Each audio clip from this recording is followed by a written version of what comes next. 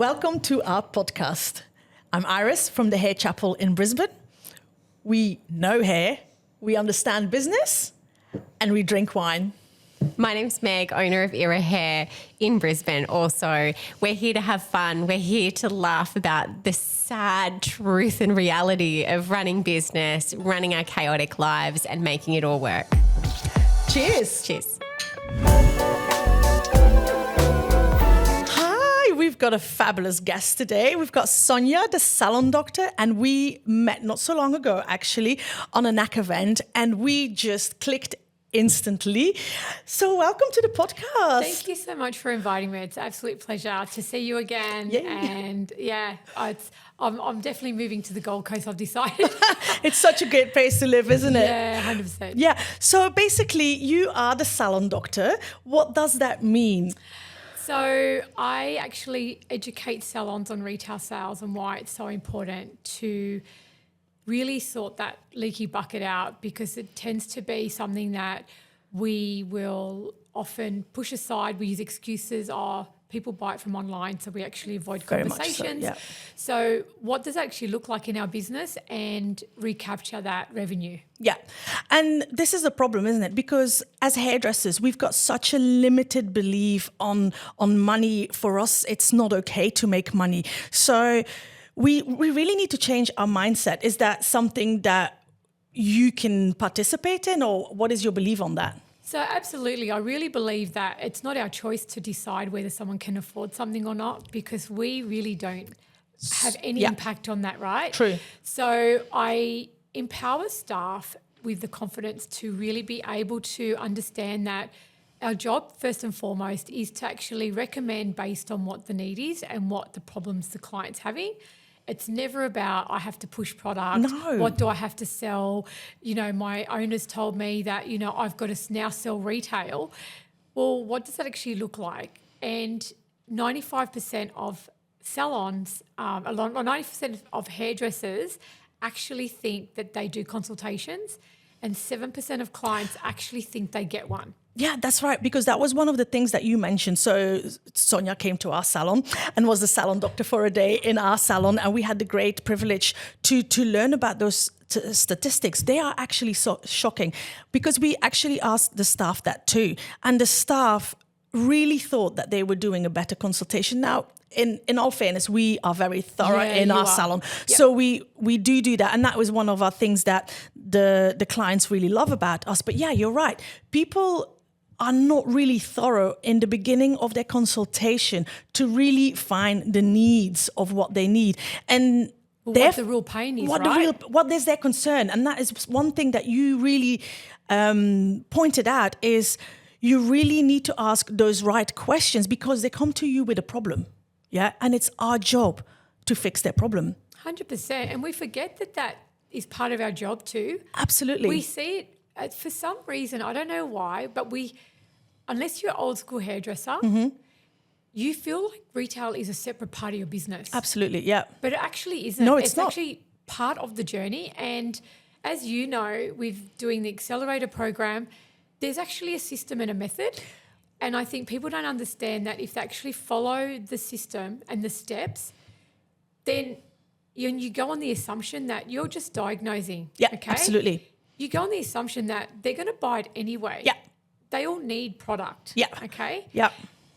One thing I have been talking about which has been quite big, is a lot of hairdressers are saying to me, but they go online and buy it. Very true. Yeah.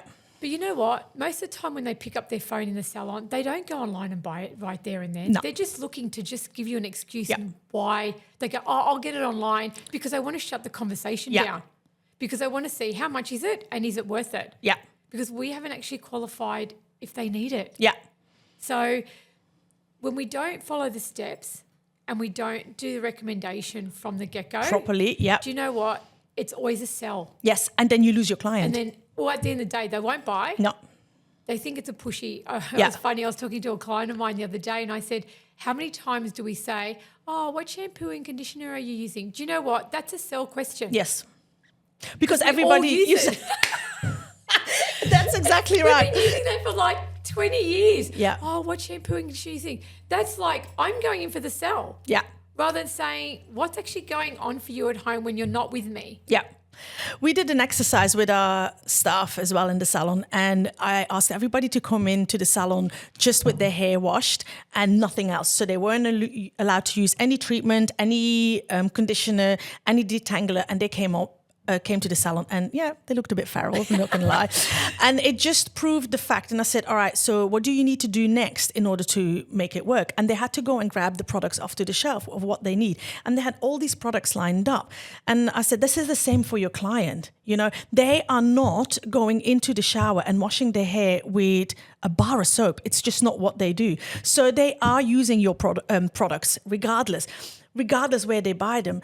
But if you recommend what they need for them, then at least you know what's there. We had a problem the other day with in the salon with somebody who uses something terrible, and we all know what happens. The color can go wrong. It can start heating up. It can start, So it's so important that they have the consultation from start to finish, so that we know exactly what's on their hair and know that they use that professional. Is paramount. I've actually, funny you should say that. It's actually come up a couple of times now in my training sessions that there is a product out there in the supermarket right now that actually does affect colour work. Yeah. And I said to the staff in training on Monday, I said, rather than saying, so what shampoo and conditioner you're using, I would be saying the reason why we actually asked that question is because we've actually noticed that there's a pattern with a couple of products in the supermarket that have conflicting ingredients with our products in the salon. So the reason why we're actually asking you is because I need to make sure you're not using those, so then I don't actually have any problems with my colour work. Now, if I was to ask you that, you're not going to go, you're not going to put a brick ball and go, she's doing a sell. Yeah. And then it comes from a place of authority. Like, I actually know what I'm talking about and what I'm doing. Absolutely. Yeah. So this is actually, I don't know if you remember back in the day, maybe you don't, but we had a product called Pert Twin-1. No. Now, this was a product back in, like, as I said, the dinosaur days, and it actually used to affect our perms. And anyone who actually used that product, we would actually say, sorry, we can't do perm. it. Yeah. Or if they wanted to continue using it, so we'd actually have to give them a clarifying shampoo beforehand. Yeah. It was like putting a straw on every single strand, so nothing actually penetrated.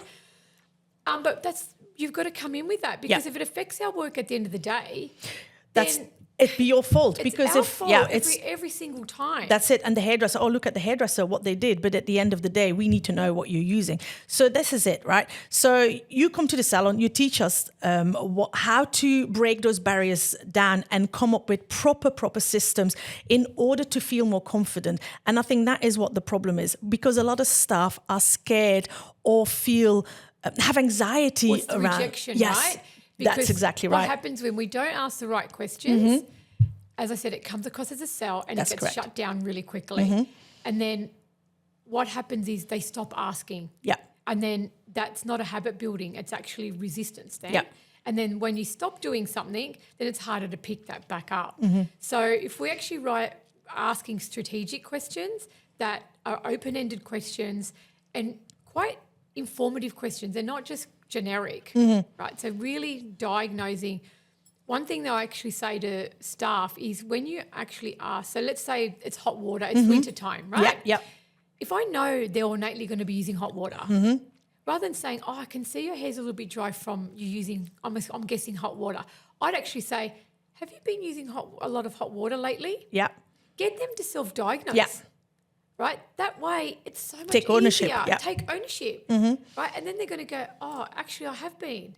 Yeah. Oh, I actually can notice that. Yeah. That's why I asked you the question. They're going to go, oh, okay. Yeah. Then I'm going to be more open to having a treatment. Yeah. I'm going to be open to having something a little bit extra Well, on this the is day, it. right? Solving their solution, their problem, you come up with the solution. And this is as simple as that. Rather having just a basic conversation on what you want to have done today or achieve with your hair. Are we doing the same colour? Are we going to... Same as usual. So, to avoid that, you have to actually learn to ask the right relevant questions. But if nobody teaches you that, you have to be a certain personality to come up with those questions. But I was taught those questions, and this is why it comes second nature.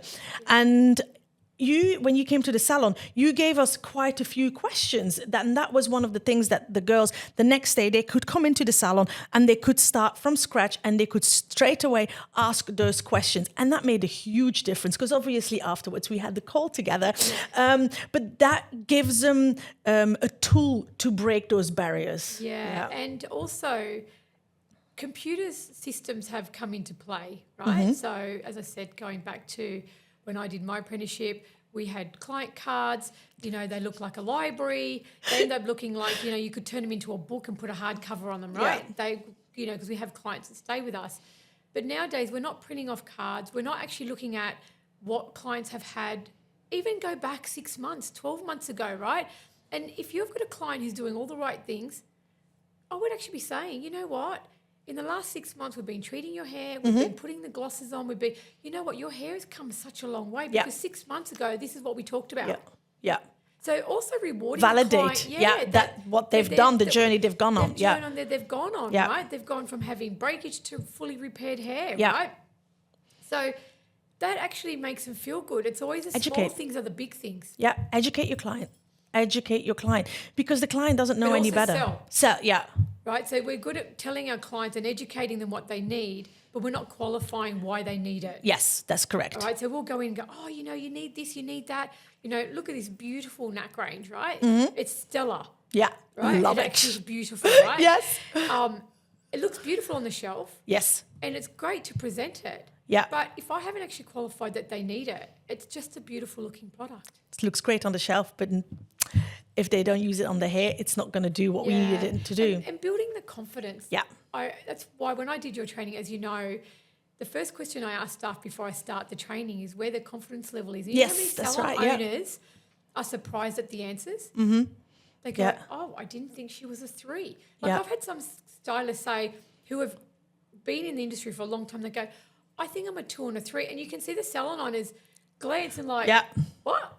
Yeah. 2 or a 3? Yeah. I thought you've been in hairdressing 20 years. You'd have nailed it by now. Yeah. We go on the assumption that they actually know the tools. Yeah. And, look.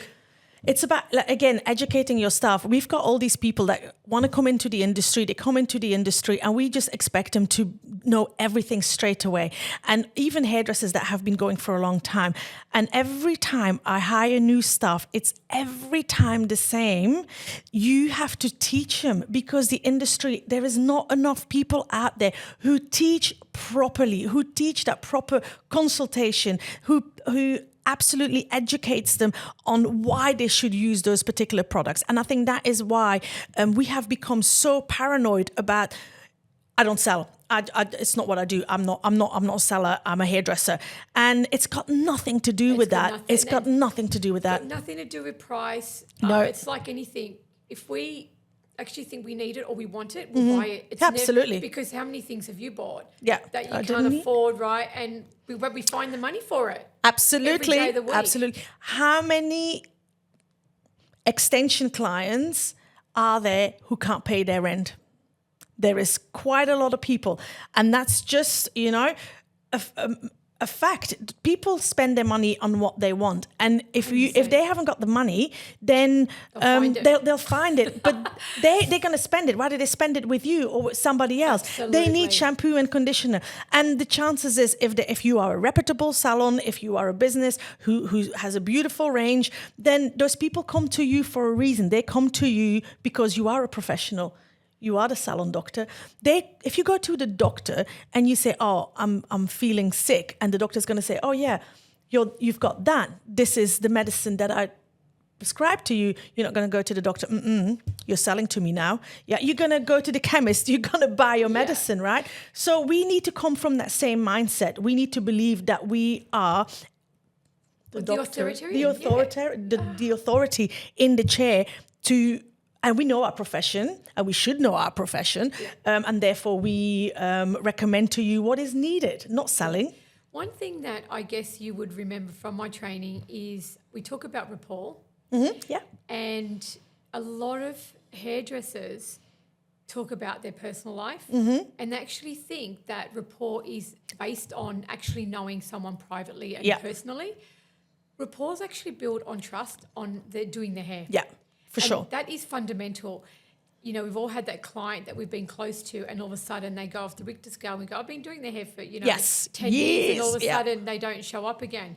Because what we actually have forgotten is to actually look after them and look after their hair. That's correct. And when you combine your consultation, there is a system, right? Yeah. People think that it's just a conversation or questions. As you know, Absolutely. there is a proven step-by-step method in how you Very actually much so. present it all, right? If we follow that system, I'm not saying you can't talk to them about their dogs, their cats and their kids. There's a right? time for that. There's a time for that. And it's actually not at the beginning. No. It's when you're styling their hair or you're cutting their hair. Yeah. The start of the conversation should always be around hair, qualify that. And I think when we actually understand that rapport is actually and trust, is built Yep. on what we actually can achieve for them and helping them journey plan, Yep. have an aftercare routine. When we actually help them get the results that they actually ultimately want, they're not going anywhere. That's it. Make yourself invincible. Make yourself a raving fan. They need to become raving fans for your hairdressing. And you're not going to create that by talking about as much as, like I said, there's a time and a place talking about your dog and your holiday, but they come to you because of your knowledge, right? They come to you because they know that you're going to give them the result that you want. But at the end of the day, if we don't put that into place, it's never going to happen. And then they come back and they go, yeah, it's all right. But they're gonna look for something else. And therefore, you have to go through all the systems. And that's what we've been talking about.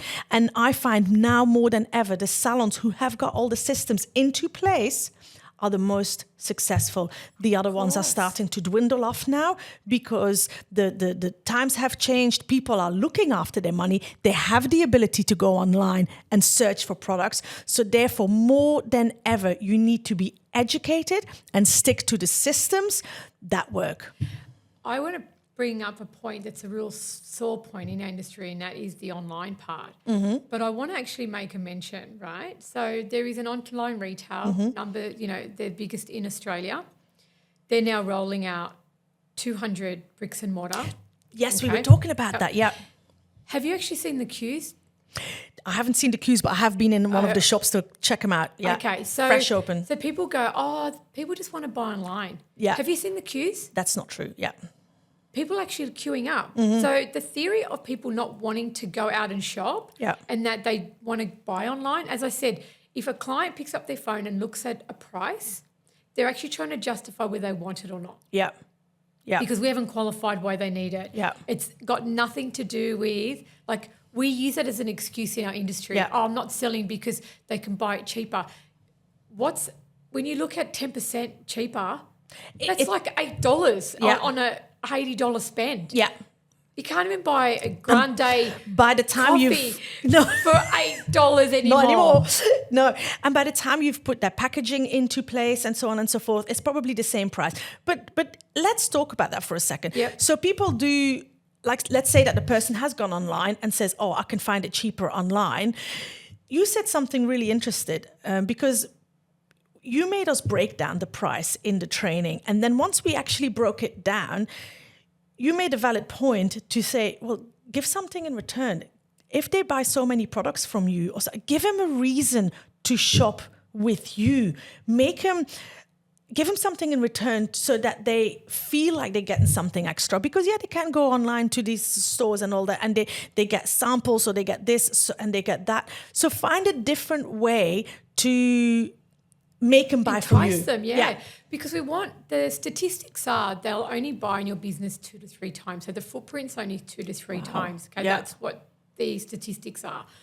So the whole idea is with the retail loyalty program, and we don't want to offer a treatment because we overuse that and we want to actually make the money in the salon. Yeah. But by offering them a blow dry, That's what we do now. yeah, and how has that been successful for It's you? really, really good. So Sonia came to the salon and we put a couple of things into place, and Sonia recommended to do a loyalty card on buy so many products and then get a complimentary blow dry. dry. But this is another opportunity for them to come in. but also we give them to our beautiful junior staff. So it's really great good for for them to train. So they get a complimentary blow dry, they get trained, and then when they're sitting in your salon chair, you've got an opportunity not just to